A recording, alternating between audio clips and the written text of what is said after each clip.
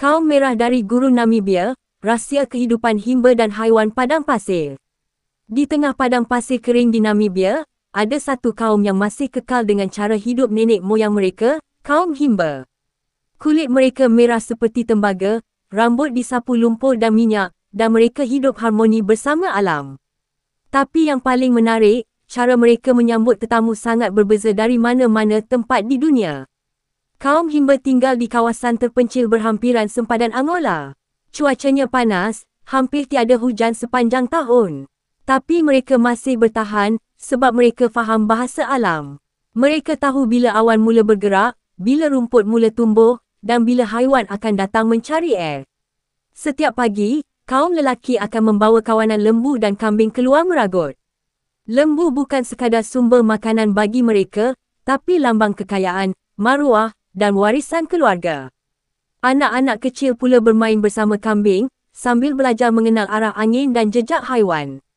Apabila seseorang datang berkunjung, orang himba menyambutnya dengan sangat mesra. Tetamu dianggap hadiah dari langit, kerana di padang pasir, manusia jarang bertemu. Biasanya mereka akan memberi tempat berteduh, makanan, dan susu lembu segar sebagai tanda persahabatan.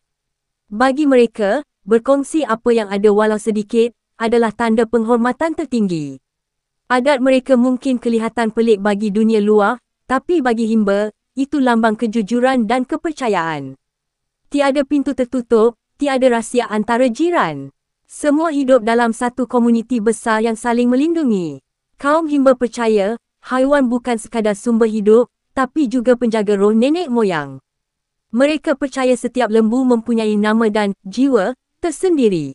Kalau seekor lembu mati, mereka akan mengadakan upacara kecil untuk menghormati roh itu.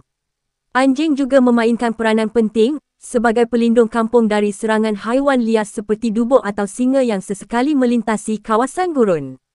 Mereka hidup dalam keseimbangan, manusia, haiwan dan alam, semua saling bergantung. Dalam dunia moden yang serba pantas, kaum himba masih berpegang pada akar tradisi mereka. Mereka mungkin tidak punya teknologi canggih, tapi mereka ada sesuatu yang lebih berharga.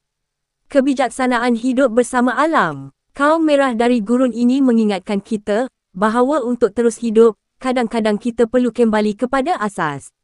Menghargai manusia, haiwan, dan bumi yang sama-sama kita pijak.